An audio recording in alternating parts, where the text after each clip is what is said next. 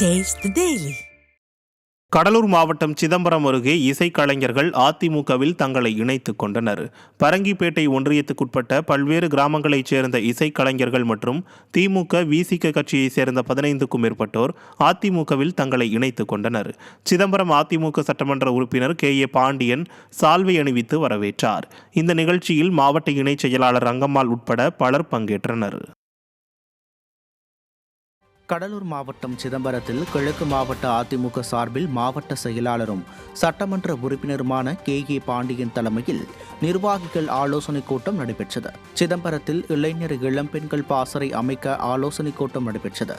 காட்டுமன்னார் கோவிலில் 10,000 புதிய இளைஞர்களை பாசறை உறுப்பினர்களாக சேர்க்கவும், புரட்சித் தலைவர் MGR நினைவு தினத்தை முன்னிட்டு அன்னதானம் வழங்குதல் தொடர்பாக ஆலோசனைகள் வழங்கப்பட்டது. இந்நிகழ்வில் முன்னாள் அமைச்சர் செல்வி ராமஜெயம், கழக அமைப்பு செயலாளர் முருகுமாறன், மாவட்ட அம்மா பேரவை செயலாளர் கானூர் பாலசுந்தரம், மாவட்ட அவைத்தலைவர் MSM குமார் உள்ளிட்ட கழக நிர்வாகிகள் பலர் கலந்து கொண்டனர். திருவண்ணாமலை தெற்கு மாவட்ட அதிமுக அலுவலகத்தில் கலசப்பாக்கம் மற்றும் செங்கம் சட்டமன்ற தொகுதிகளில் இளைஞர் இளம்பெண்கள் பாசறை உறுப்பினர்கள் சேர்ப்பதற்கான ஆலோசனைக் கூட்டம் நடைபெற்றது.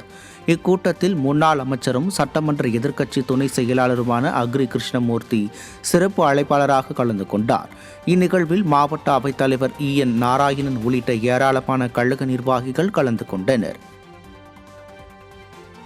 வேலூர் மாவட்டம் பள்ளிகொண்டாவில் கந்தநேரியில் உள்ள அதிமுக புறநகர் மாவட்ட அலுவலகத்தில் கழக பொதுச் செயலாளர் வேலழகன் தலைமையில் அதிமுக நிர்வாகிகள் ஆலோசனைக் கூட்டம் நடைபெற்றது.